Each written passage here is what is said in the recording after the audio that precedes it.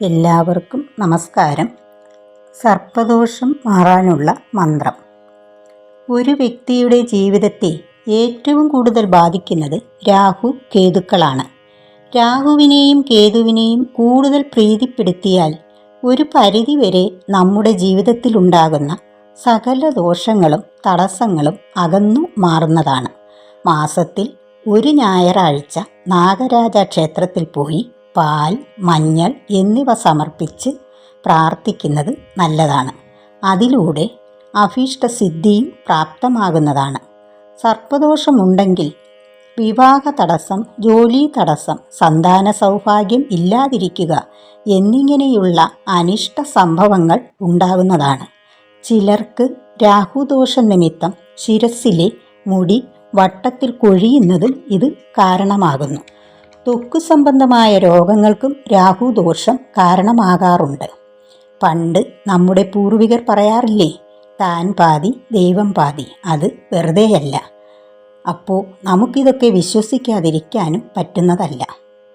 ഇനി സർപ്പങ്ങളുടെ കോപങ്ങൾ ഇല്ലാതാക്കാൻ നാഗദൈവങ്ങൾക്ക് സർപ്പബലി നടത്തുക, 100 പാലും കഴിപ്പിക്കുക, ഉപ്പും മഞ്ഞളും സമർപ്പിക്കുക, ഇങ്ങനെയുള്ള വഴിപാടുകൾ ഉത്തമമാണ്.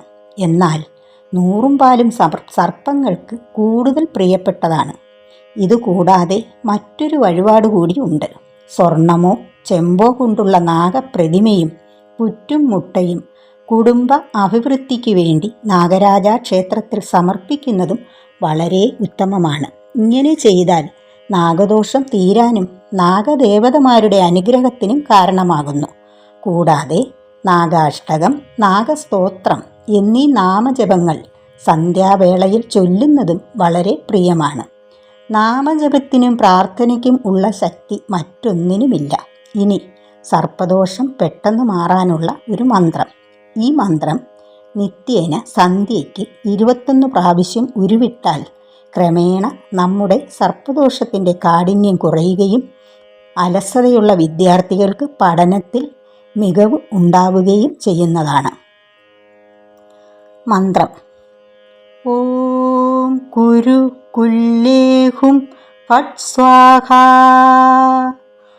ഓം കുരു കുല്ലേഹും ഫട് സ്വാഹാ. ഓം കുരു കുല്ലേഹും ഫട് സ്വാഹാ.